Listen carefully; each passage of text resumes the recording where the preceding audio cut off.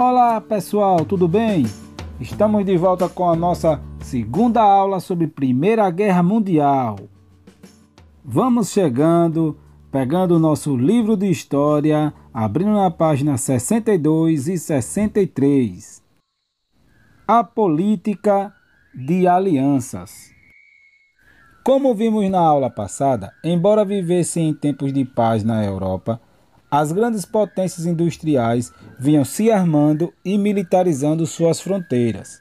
Diante dessa movimentação, os países começaram a se organizar em blocos, grupos econômicos e políticos, o que, embora não fosse propriamente dito mas no fundo era uma política de aliança militar. Essas alianças tentavam assegurar a defesa dos países que a compunham, bem como a conquista de vantagens diante dos conflitos iminentes. Vamos aos blocos. Vamos estudar agora o primeiro bloco, que foi a Tríplice Aliança. A Tríplice Aliança tinha a Alemanha, o Império Austro-Húngaro e a Itália. A Alemanha tinha uma profunda rivalidade com o Reino Unido, ou seja, a Inglaterra, por ambas serem as maiores potências industriais daquela época. Já com a França, existia por parte da França o resquício ainda da Guerra Franco-Prussiana, onde a Prússia, entenda-se agora como Alemanha, foi a vencedora e ficou com a província da Alsácia e Lorena, que pertencia à França e era uma região estratégica por ser rica em matéria-prima, como ferro e minério de ferro, que era muito importante nessa época. O Império Austro-Húngaro, por sua vez, possuía uma rivalidade com o Império Russo. Cabe ressaltar aqui que a Tríplice Aliança era uma aliança militar propriamente dita. Ou seja, se um país de fora da aliança atacar outro, os aliados irão se unir em ataque contra quem violou a paz. Nesse cenário, a Itália adere ao bloco, porém com ressalva que, se caso o Reino Unido eventualmente viesse a participar de algum conflito entre os países da Tríplice Aliança, ela sairia, uma vez que a Itália tem uma vasta costa marítima, o que favorecia a sua atividade comercial, que tinha como seu parceiro principal o Reino Unido, detentor da maior frota naval existente à época. Diante dessas manobras, os líderes da França, Rússia e Inglaterra criaram a Tríplice Entente, na qual já no final Brasil, Estados Unidos, Japão e Itália participaram. A Tríplice Entente, no papel, não era uma aliança militar, pois o Reino Unido e a Rússia não tinham aliança militar. Contudo, a França sim tinha uma aliança com o Reino Unido. É importante vocês notarem que alguns países da Europa mantiveram a neutralidade, ou seja, não participaram do conflito. Mas aí você também pode vir questionar: por que o nome de Primeira Guerra Mundial? Porque ele teve o primeiro conceito de guerra total. Em todos os continentes do planeta havia alguém envolvido nessa guerra. E se vocês observarem, os países imperialistas como a Alemanha, a Inglaterra, eles tinham colônias em praticamente todos os continentes. O atentado de Sarajevo. Uma vez criados os dois blocos, é importante você entender a seguinte relação. O Império Austro-Húngaro e o Império Russo tinham interesse pela região dos Balcãs. O Império Russo, porque ele queria ter o livre acesso entre o Mar Negro e o Mar Mediterrâneo, enquanto o Império Austro-Húngaro não queria ver a hegemonia russa naquela região, porque eles achavam que poderiam, com isso, ter o seu império ameaçado.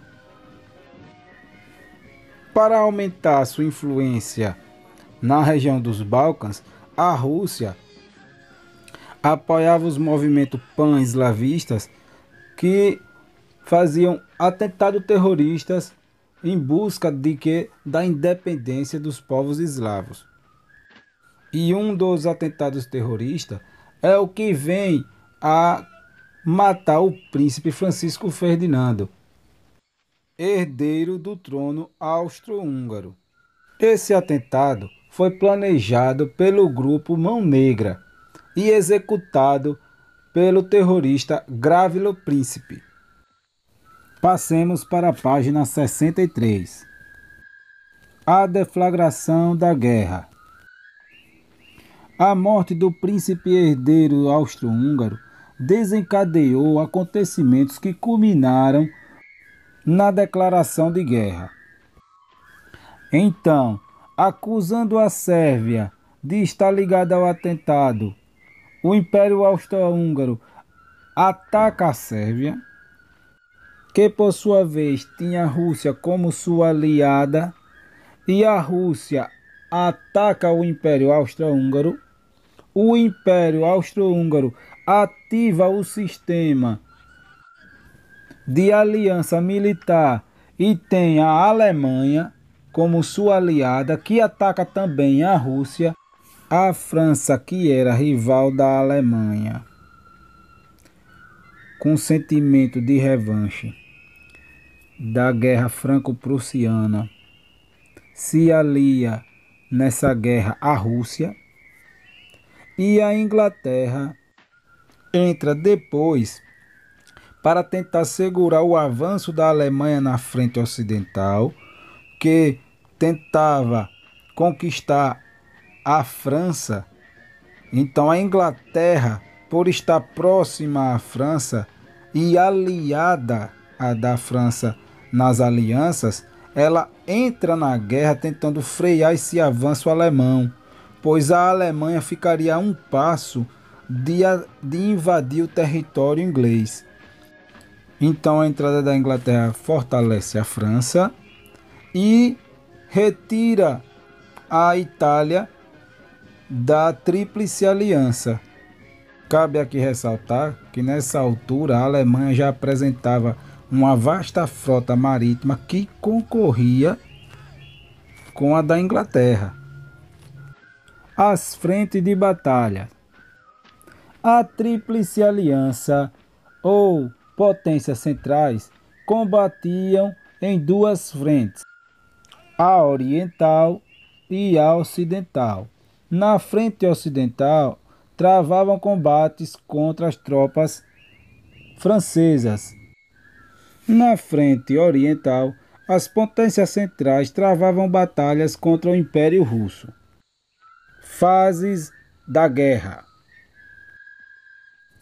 Na primeira fase, conhecida como Guerra de Movimento, foi caracterizada pela ofensiva alemã na frente ocidental na busca de ocupar Paris.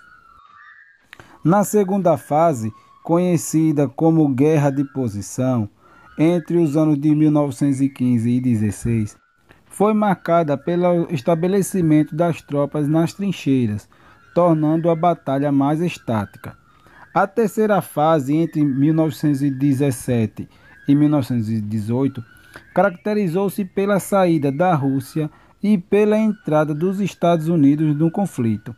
A entrada dos Estados Unidos na guerra foi determinante para a vitória dos aliados. Páginas 64 e 65. Vemos nessa imagem o cenário corriqueiro da Primeira Guerra Mundial no que tange à segunda fase da guerra, que era a guerra estática.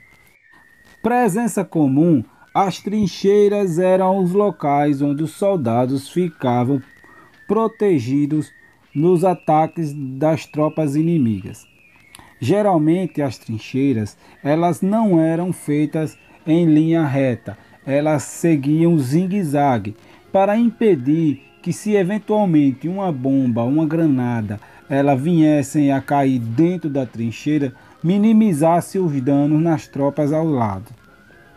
Era comum que houvesse 3 trincheiras para cada exército. A primeira ficavam os soldados, a segunda os suprimentos e a terceira geralmente ficavam os soldados de mais alta patente. As tropas ficavam por ali durante meses e anos, o que acarretava em algumas doenças dos soldados, por exemplo, a febre de trincheira, o pé de trincheira. O pé de trincheira, por exemplo, foi causador de várias amputações nos soldados daquela época. Na Primeira Guerra, se caracterizou também o uso de máquinas provenientes da Revolução Industrial, como por exemplo os aviões, os tanques, o lança-chamas, foram inseridos pela primeira vez na guerra. O avião, por sua vez, ele servia apenas para monitorar os territórios e saber a localização do exército inimigo. Só no finalzinho da guerra que ele é usado como equipamento de ataque. O território que ficava entre duas trincheiras adversárias era chamada de Terra de Ninguém. Passemos à página seguinte. A entrada dos Estados Unidos e a saída da Rússia. Sobre esse tema, nós temos algumas versões. Então vamos lá com a versão do livro, que diz que em razão do ataque de um submarino alemão a navios mercantes dos Estados Unidos, os norte-americanos passaram a enviar munição e armas em grande quantidade para os aliados. Outros historiadores contestam essa versão, dizendo que os Estados Unidos já vinham enviando armas e munições de forma camuflada, enviando essas armas em navios mercantes para disfarçar o seu apoio. E sobre a entrada dos Estados Unidos na guerra, ela se dá efetivamente porque ela percebe o recuo da Rússia na frente oriental, fazendo com que houvesse um aumento da concentração do ataque das potências centrais na frente ocidental, sobrecarregando assim a França e a Inglaterra. Sobre o recuo da Rússia, é importante você saber que ela faz essa retirada em decorrência de uma forte pressão popular que o governo vem sofrendo e que vai desencadear na Revolução Russa. Os Estados Unidos mandam algumas tropas para fortalecer a Tríplice Entente e é fundamental para a vitória dos aliados. O Brasil na Grande Guerra. No início da Primeira Guerra Mundial, o Brasil optou por se manter neutro. Porém, em 1917, o governo brasileiro decidiu apoiar os Estados Unidos, que romperam as relações diplomáticas com a Alemanha. O Brasil, que tinha estreita relação econômica e política com os Estados Unidos, participou do conflito enviando aos aliados europeus médicos, enfermeiros, aviadores, além de disponibilizar navios de guerra para auxiliar na patrulha do Oceano Atlântico. Vamos ao tema seguinte: a rendição das potências centrais. Em 1917, as economias das nações europeias estavam seriamente abaladas e o sofrimento da população era muito grande. Ocorriam revoltas populares, a deserção de soldados em várias regiões na Europa, enquanto os políticos procuravam uma solução diplomática para o fim da guerra. A partir de agosto de 1918, os aliados, fortalecidos pelas tropas dos Estados Unidos, obtiveram importantes vitórias nas batalhas contra as tropas de potências centrais. Com isso, as potências centrais se renderam um a um e no dia 11 de novembro de 1918 assinaram o armistício, ou seja, documento que decretava o fim da Primeira Guerra Mundial. Os esforços diplomáticos. Os países vencedores, Estados Unidos, Inglaterra e França, e a Alemanha, que saiu derrotado, Em 1919, assinaram o Tratado de Versalhes, que nada mais era que um documento que a Alemanha se comprometia em pagar as indenizações pelos estragos da Primeira Guerra Mundial. Entre outras cláusulas estava também a de diminuição do seu exército. Estabeleceu também a criação da Liga das Nações, uma organização internacional voltada à manutenção da paz através da diplomacia. Páginas 68 e 69. As mulheres na Primeira Guerra Mundial. Com o deslocamento de grande quantidade de homens para a frente de batalha, as mulheres tiveram que ocupar as vagas deixadas por esses homens para manter a economia funcionando. Assim, muitas mulheres conquistaram sua emancipação. Deixarei vocês com a leitura dessas duas páginas e respondam o tema explorando a imagem.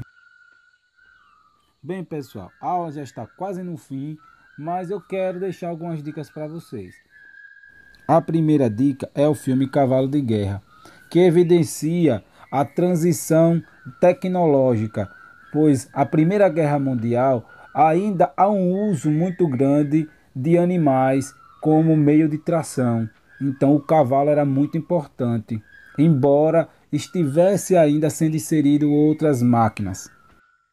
Outra dica é o filme 1917, em que o diretor busca trazer ao máximo a realidade que era vivida durante as trincheiras da Primeira Guerra Mundial.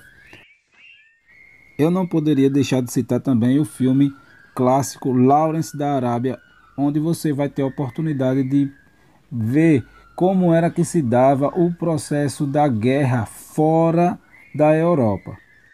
Outra dica legal é o filme O Barão Vermelho, que mostra uma história sob a ótica alemã do maior piloto de guerra de todos os tempos, Manfred von Richthofen. Minha dica de leitura vai ser o livro A Primeira Guerra Mundial, de Margaret Macmillan. Você pode ir lá nesse site, ler livros e baixar ele gratuitamente para fazer sua leitura.